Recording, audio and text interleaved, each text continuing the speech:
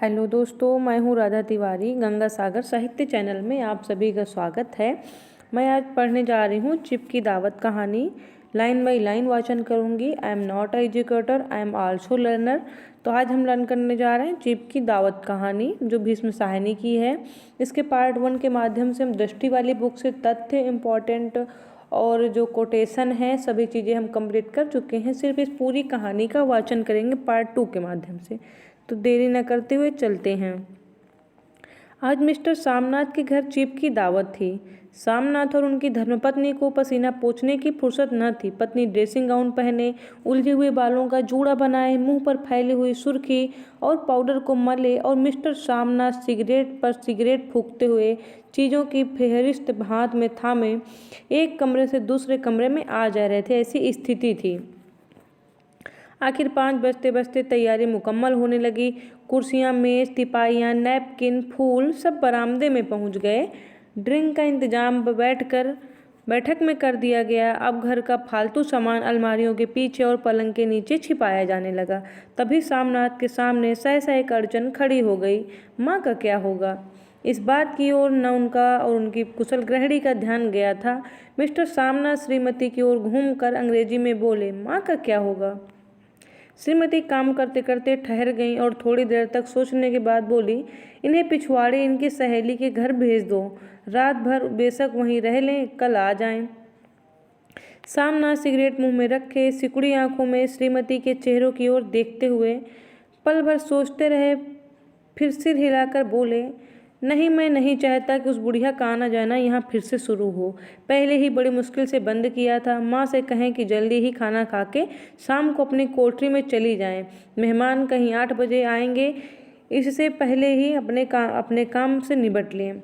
इस बार क्वेश्चन पूछा गया था कि कौन से कथन सामनाथ के हैं और कौन से उनकी पत्नी के हैं। तो ये कथन सामनाथ का है कि माँ यहाँ पहले ही बड़ी मुश्किल से बंद किया था। माँ से कहें कि जल्दी ही खाना खा के शाम को अपनी कोठरी में चली जाएं। मेहमान कहीं 8 बजे आएंगे, इससे पहले ही कि माँ अपने काम से निपट लें। किसका कथन है? ये सामनाथ का है। सुझाव ठीक था, दोनों को पसंद आ गया, मगर सहसा श्रीमती उठ बोली। जो वह सो गई और वह नींद में खर्राटे लेने लगी, तो साथ ही तो बरामदे में जहाँ लोग खाना खाएंगे, तो इन्हें कह देंगे कि अंदर से दरवाज़ा बंद कर लें, मैं बाहर से ताला लगा दूंगा। माँ को कह देता हूँ कि अंदर जाकर सोए नहीं, बैठी रहें। और क्या? और जो सो गई तो डिनर का क्या मालूम कब तक चले? 11-12 बजे तक तो तुम ड्रिंक ही करते रहते हो। शामनाथ कुछ खींच उठे, हाथ झटकते हुए बोले, अच्छी भली यही भाई के पास जा रही थी। तुमने ही यूं ही खुद अच्छा बनने के लिए बीच में टांग अड़ा दी। सामनाथ अपने पत्नी से कहते हैं कि अच्छा भली अपने भाई के घर जा रही थी, पर तुम अच्छा बनने की कोशिश में उन्हें यहाँ रख ली हो। वह तुम माँ बेटे की बातों में मैं क्यों बुरी बनूं? तुम जानो और वह जाने। मिस्टर सामनाथ चुप रहे, और यह मौका बहस का न था, समस्या का हल ढूंढने का था। उन्होंने घूमकर माँ की कोठरी की ओर देखा, और कोठरी का दरवाज़ा बरामदे में खुलता था। बरामदे की ओर देखते हुए झट से बोले, मैंने सोच लिया है। और उन्हीं कदमों माँ की कोठरी के बाहर जा खड़े हुए। माँ दीवार के साथ एक चौकी पर बैठी दुपट्टे में मुंह सिर लपेटे माला जप रही थी। सुबह से तैयारी होते देखते हुए माँ का दिल भी धड़क रहा था। बेटे दफ्तर का बड़ा साहब घर पर आ रहा है, तो सारा काम सुबीते से चल जाए।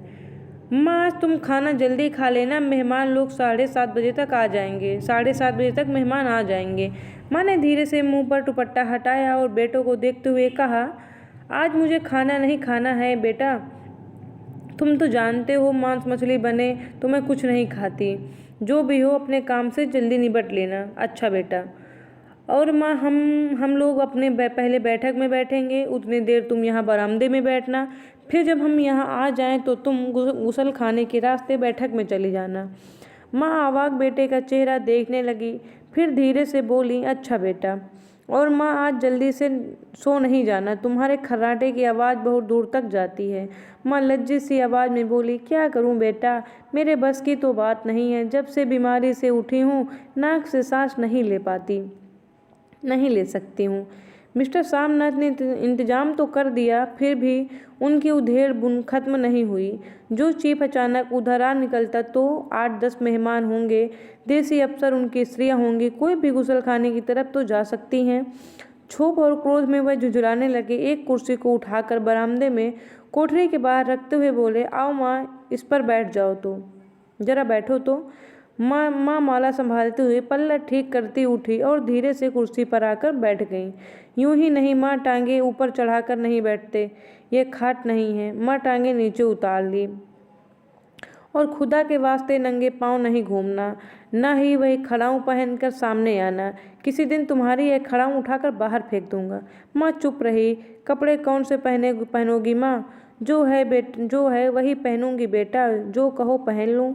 मिस्टर सामना सिगरेट मुंह में रखे फिर अधखुली आंखों से माँ की ओर देखने लगे और माँ के कपड़ों की सोचने लगे। सामनाथ हर बात में तरबीब चाहते हैं। घर का सब संचालन उनके हाथ में था। खूंटियाँ कमरों में कहाँ लगाई जाएं, बिस्तर कहाँ पर बिछे, किस रंग के पर्दे लगाए जाएं, श्रीमती कौन सी साड़ी पहने, मेज किस साइज की हो। सामनाथ को चिंता थी कि अगर चीफ का साक्षात माँ से हो गया तो कहीं लज्जित नहीं होना पड़े। माँ को सिर से पाँव तक देखते हुए बोले, तुम सफ़ेद कमीज और सफ़ेद सलवार पहन लो। माँ पहन के आओ तो जरा देखूं। माँ धीरे से उठी और अपनी कोठरी में कपड़े पहनने चली गई। माँ ने क्या पहना है? सफ़ेद कमीज और सफ़ेद सलवार। यह माँ का झमेला ही रहेगा। उन्होंने फिर अंग्रेजी में अपनी स्त्री से कहा, कोई ढंग की बात हो तो कोई भी कहे। अगर कोई कहीं जल्दी कोई उल्टी सीधी बात हो गई, चीफ को बुरा लगा तो सारा मज़ा जाता रहेगा। माँ सफ़ेद कमीज और सफ़ेद सलवार पहनकर बाहर निकली। छोटा सा कद, सफ़ेद कपड़ों में से लिपटा छोटा सा सूखा हुआ शरीर, धुंधली आंखें, केवल सिर के आधे झड़े हुए बाल पल्ले की ओट में छिप पाए थे। पहले से कुछ ही कम कुरूप नजर आ रही थी। चलो ठीक है, कोई चूड़ियाँ वूड़ियाँ हो तो भी पहन लेना, कोई हर्ज नहीं। चूड़ियाँ कहाँ से लाऊं बेटा? तुम तो जानते हो सब जेवर तुम्हारी पढ़ाई में बिक गए हैं। यह वाक्य सामनाथ को तीर की तरह लगा।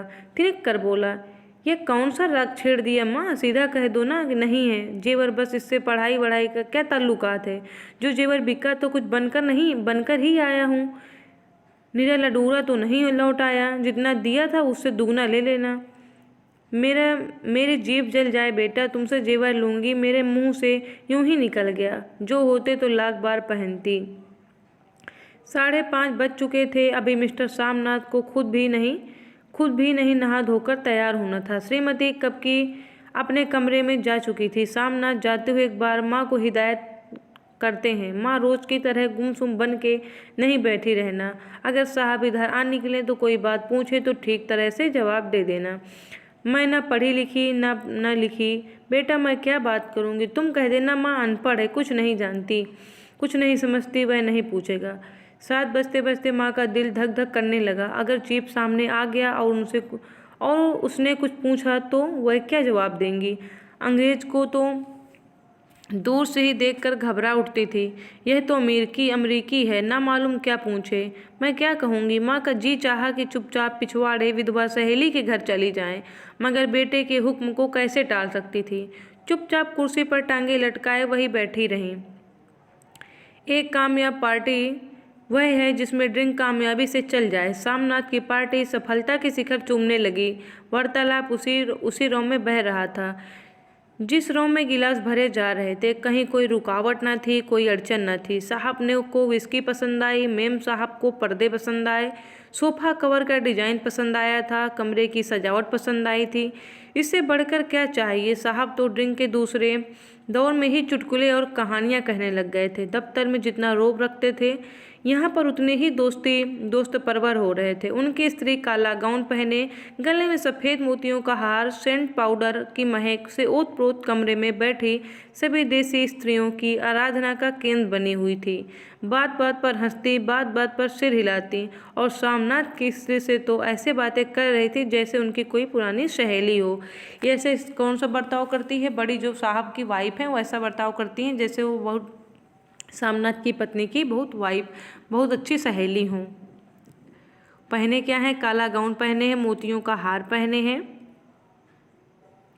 सेंट पाउडर की महक से ओतप्रोत हैं। और इसी रूम में पीते पिलाते 10:30 बज चुके। वक्त गुजरते पता ही न चला। आखिर सब लोग अपने अपने गिलासों में से आखिरी घूंट पीकर खाना खाने के लिए उठे और बैठक से बाहर निकले। आगे आगे सामनाथ रास्ता दिखाते हुए, पीछे चीफ और दूसरे मेहमान। बरामदे में पहुंचते ही सामनाथ सहसा ठिठक गए। जो दृश्य उन्होंने देखा उससे उनकी टांगें लड़खड़ा गईं और क्षण भर में सारा नशा हिरन होने लगा। बरामदे में ऐन कोठरी के बाहर माँ अपनी कुर्सी पर ज्यों की त्यों बैठी थी, मगर दोनों पांव कुर्सी की सीट पर रखे हुए और सिर दाएं से बाएं, बाएं से दाएं झूल रहा था और मुंह से लगातार गहरे खर्राटों की आवाज़ आ रही थी। जब सिर कुछ देर के लिए टेढ़ा होकर एक तरफा को थम जाता तो खर्राटे और भी गहरे हो उठते और फिर जब झटके से नींद टूटती तो फिर सिर दाएं से बाएं झूलने लगता। पल्ला सिर पर खिसक आया था और माँ के झरे हुए बाल आधे गंजे सिर पर अस्त व्यस्त बिखर रहे थे। देखते ही सामनाथ क्रुद्ध हो उठे। जी चाहा कि माँ को धक्का देकर उठा दें और उन्हें कोठरी में धकेल दें, मगर ऐसा करना संभव न था। चीफ और बाकी मेहमान पास खड़े थे। माँ को देखते ही देसी अफसरों की कुछ स्त्रियां हंस दीं। इतने में चीफ ने धीरे से कहा, पुअर डियर। माँ हड़बड़ा के उठ बैठी। माँ सामने खड़े इतने लोगों को देखकर माँ ऐसी घबराई कुछ कहते न बना। झट से पल्ला सिर पर रखते हुए खड़ी हो गईं और जमीन को देखने लगी। उनके पांव लड़खड़ाने लगे और हाथों की उंगलियां थर थर कांपने लगीं। माँ तुम जाके सो जाओ, तुम इतनी देर तक क्यों जग रही थी? और खिसियाई हुई नज़रों से सामनाथ चिप के मुंह की तरफ देखने लगे। चिप के चेहरे पर मुस्कुराहट थी। वह वहीं खड़े खड़े बोले, नमस्ते। माँ ने झिझकते हुए अपने में सिमटते हुए दोनों हाथ जोड़े, मगर एक हाथ दुपट्टे के अंदर माला को पकड़े हुए था और दूसरा बाहर ठीक तरह से नमस्ते भी ना कर पाई। सामनाथ इस पर भी खिन्न हो उठे। इतने में चीफ ने अपना दायां हाथ मिलाने के लिए माँ के लिए आगे किया और माँ और भी घबरा उठी। माँ हाथ मिलाओ। पर हाथ कैसे मिलाती? दाएं हाथ में तो माला थी। घबराहट में माँ ने बायां हाथ ही साहब के हाथ में रख दिया। सामनाथ दिल ही दिल में जल उठे। देसी अफसरों की स्त्रियां खिलखिलाकर हंस पड़ी। यूं ही नहीं माँ, तुम तो जानती हो दायां हाथ मिलाया जाता है, दायां हाथ मिलाओ। मगर तब तक चीफ माँ का बायां हाथ ही बार बार हिलाकर कह रहे थे, हाउ डू यू डू। कहो माँ, मैं ठीक हूँ, खैरियत से हूँ। माँ कुछ बड़बड़ाई। माँ कहती है, मैं ठीक हूँ, कहो माँ, हाउ डू यू डू। माँ धीरे से सकुचाते हुए बोली, हाउ डू डू। एक बार फिर कहा उठा। वातावरण हल्का होने लगा। साहब ने स्थिति संभाल ली। लोग हंसने चहकने लगे तो सामनाथ के मन को अभी क्षोभ कुछ कम होने सा लगा। साहब अपने हाथ में माँ का हाथ अब भी पकड़े हुए थे और माँ सिकुड़ी जा रही थी। साहब के मुंह से शराब की बू आ रही थी। सामनाथ अंग्रेजी में बोले, मेरी माँ गांव की रहने वाली है, उम्र भर गांव में रही है, इसीलिए आपसे लजाती है। साहब इस पर खुश नजर आए। बोले, सच मुझे गांव के लोग बहुत पसंद हैं। तब तो तुम्हारी माँ गांव के गीत और नाच भी जानती होंगी। चिप खुशी से सिर हिलाते हुए माँ को टकटकी बांधे देखने लगे। माँ साहब कहते हैं कोई गाना सुनाओ, कोई पुराना गीत, तुम्हें तो कितने ही याद होंगे। माँ धीरे से बोली, मैं क्या गाऊंगी बेटा, मैंने कब गाया है। वाह माँ, मेहमान का कहा भी कोई टालता है। साहब ने इतना रीझ से कहा है, नहीं गाओगी तो बुरा मानेंगे। मैं क्या गाऊं बेटा, मुझे क्या आता है। वह कोई बढ़िया टप्पे सुना दो, 2 पत्तर अनारा दें। देसी अफसर और उनकी स्त्रियां ने इस सुझाव पर तालियां पीटी। कभी माँ कभी इन दीन दृष्टि से बेटे से के चेहरे को देखती, कभी पास खड़ी बहू के चेहरों को देखती। इतने में बेटे ने गंभीर आदेश भरे लिहाज में कहा, माँ इसके बाद हाँ या ना सवाल ही नहीं उठता। माँ बैठ गई। क्षीण दुर्बल लर्जती आवाज में एक पुराना विवाह का गीत गाने लगी। हरियाणी माई हरियाणी भैड़े, हरियाते भागी भरिया है। देसी स्त्रियां खिलखिला के हंस उठीं। 3 पंक्तियां गा के माँ चुप हो गई। बरामदा तालियों से गूंज उठा। साहब तालियां पीटना बंद ही न करते थे। सामनाथ की खींच प्रसन्नता और गर्व में बदल उठी थी। माँ ने पार्टी में नया रंग भर दिया था। तालियां थमने पर साहब बोले, पंजाब के गांवों की दस्तकारी क्या है। सामनाथ खुशी में झूम उठे थे। बोले, ओ बहुत कुछ साहब, मैं आपको एक सेट उन चीज़ों का भेंट करूंगा, आप उन्हें देखकर खुश होंगे। मगर साहब ने सिर हिलाकर अंग्रेजी में फिर पूछा, नहीं, मैं दुकानों की चीज़ नहीं मांगता। पंजाबियों के घरों में क्या बनता है, औरतें खुद क्या बनाती हैं। सामनाथ को सोचते हुए बोले, लड़कियां गुड़िया बनाती हैं और फुलकारियां बनाती। फुलकारी क्या है। सामनाथ फुलकारी का मतलब समझाने की असफल चेष्टा करने के बाद माँ को बोले, क्यों माँ, कोई फुलकारी घर में है। माँ चुपचाप अंदर गई और पुरानी फुलकारी उठा लाई। साहब बड़ी रुचि से फुलकारी देखने लगे। पुरानी फुलकारी थी, जगह जगह से उसके तागे टूट रहे थे और कपड़ा फटने लगा था। साहब की रुचि को देखकर सामनाथ बोले, यह फटी हुई है साहब, मैं आपको नई बनवा दूंगा। माँ बना देगी। क्यों माँ, साहब को फुलकारी बहुत पसंद है, इन्हें ऐसी एक फुलकारी बना दोगी ना। माँ चुप रही, फिर डरते डरते धीमे से बोली, अब मेरी नज़र कहाँ है बेटा, बूढ़ी आंखें क्या देखेंगी। मगर माँ का वाक्य बीच में ही तोड़ते हुए सामनाथ बोले, वह जरूर बना देंगी, आप उसे देखकर खुश होंगे। साहब ने सिर हिलाया, धन्यवाद किया और हल्के हल्के झूमते हुए खाने की मेज की ओर बढ़ गए। वहाँ के मेहमान भी उनके पीछे पीछे हो लिए। जब मेहमान बैठ गए और माँ पर से सबकी आंखें हट गईं तो माँ धीरे से कुर्सी पर से उठी और सबसे नज़रें बचाते हुए अपनी कोठरी में चली गईं। मगर कोठरी में बैठने की देर थी कि उनकी आंखों में छल छल आंसू बहने लगे। वह दुपट्टे से बार बार उन्हें पोंछती, पर वह बार बार उमड़ आते, जैसे बरसों का बांध तोड़ कर उमड़ आए हों। माँ ने बहुतेरा दिल को समझाया, हाथ जोड़े, भगवान का नाम लिया। बेटे ने चिरायु होने की प्रार्थना की, बेटे के चिरायु होने की प्रार्थना की। बार बार आंखें बंद की, मगर आंसू बरसात के पानी की तरह थमने को ही नहीं आते थे। आधी रात का वक्त होगा। मेहमान खाना खाकर एक एक करके जा चुके थे। माँ दीवार से सटकर बैठी, आंखें फाड़े दीवार को देखे जा रही थी। घर के वातावरण में तनाव ढीला पड़ चुका था। मोहल्ले की निस्तब्धता सामनाथ के घर भी छा चुकी थी। केवल रसोई में प्लेटों की खनकने की आवाज़ आ रही थी। तभी सहसा माँ की कोठरी का दरवाज़ा जोर से खटकने लगा। माँ, दरवाज़ा खोलो। माँ का दिल बैठ गया, लड़बड़ा कर उठी। क्या मुझसे फिर भी कोई भूल हो गई। माँ कितनी देर से अपने आप को कोस रही थी कि क्यों उन्हें नींद आ गई, क्यों वह ऊँघने लगी। क्या बेटे ने अभी तक क्षमा नहीं किया। माँ उठी और कांपते हाथों से दरवाज़ा खोल दिया।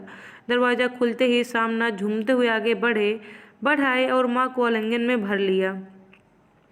ओ अम्मी, तुमने तो आज रंग ला दिया। साहब तुमसे इतना खुश हुआ है कि क्या कहूँ। ओ मम्मी, ओ मम्मी।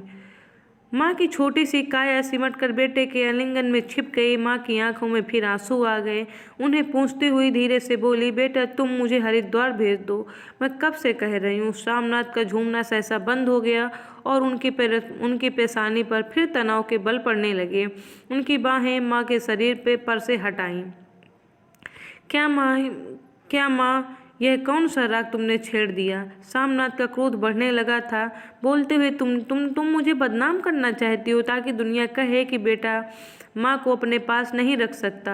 नहीं बेटा, अब तुम अपनी बहू के साथ जैसा चाहो रहो। मैं अपना खा पहन चुकी हूँ, अब यहाँ क्या करूँगी। जो थोड़े दिन जिंदगानी के बाकी हैं, भगवान का नाम लूँगी। तुम मुझे हरिद्वार भेज दो। माँ हरिद्वार जाने की जिद करती है। तुम चली जाओगी तो फुलकारी कौन बनाएगा। साहब से तुम्हारे सामने ये फुलकारी देने का इकरार किया है। मेरी आंखें अब नहीं है बेटा जो फुलकारी बना सकूं। तुम कहीं और से बनवा लो, बनी बनाई ले लो। माँ, तुम मुझे धोखा दे के यूँ चली जाओगी, मेरा बनता काम बिगाड़ोगी। जानती नहीं साहब खुश होगा और वो मुझे तरक्की मिलेगी। माँ चुप हो गई, फिर बेटे के मुंह की ओर देखती हुई बोली, क्या तेरी तरक्की होगी। क्या साहब तेरी तरक्की कर देगा। क्या उसने कुछ कहा है। कहा नहीं, मगर देखती नहीं कितना खुश हो गया। कहता था कि जब तेरी माँ फुलकारी बनाना शुरू करेगी तो मैं देखने आऊँगा कि कैसे बनाती हैं। जो साहब खुश हो गया तो मुझे इससे बड़ी नौकरी मिल भी सकती है। मैं बड़ा अफसर बन सकता हूँ। माँ के चेहरे का रंग बदलने लगा। धीरे धीरे उनका झुर्रियों भरा मुंह खिलने लगा, आंखों में हल्की हल्की चमक आने लगी। तो तेरी तरक्की होगी बेटा, तरक्की यूं ही हो जाएगी। साहब को खुश रखूँगा तो कुछ करेगा, वरना उसकी खिदमत करने वाले और थोड़े हैं। मैं तो मैं बना दूंगी बेटा, जैसे बन पड़ेगा बना दूंगी। और माँ दिल ही दिल में फिर बेटे के उज्ज्वल भविष्य की कामनाएं करने लगी। मिस्टर सामनाथ अब सो जाओ, माँ कहते हुए ताकि तनिक लड़खड़ाते हुए अपने कमरे की ओर घूम गए। कहानी का पूरा वाचन चिप की दावत भीष्म सहनी हो गया है। लाइन बाय लाइन पूरी कहानी हम पढ़ चुके हैं। जो भी महत्वपूर्ण पात्र हैं वो भी हम पहले देख चुके हैं। कहानी की जो कोटेशन है पत्नी का, पति का, ये सब चीज़ें आपको दोबारा एक बार पढ़ लेना है। कौन से वाक्य पति के हैं, कौन से वाक्य पत्नी के हैं। अभी पिछले बार पूछा गया था, उसके पिछले बार एग्जाम में, जून वाले को एग्जाम में भी पूछा गया था, क्योंकि बहुत इंपॉर्टेंट कहानी, देखने में छोटी सी है बट ये कहानी से कम 1 से 2 क्वेश्चन आपको हर बार देखने को मिलेगा। बहुत ही महत्वपूर्ण कहानी है। अभी के लिए इतना ही, बने रहिए, धन्यवाद।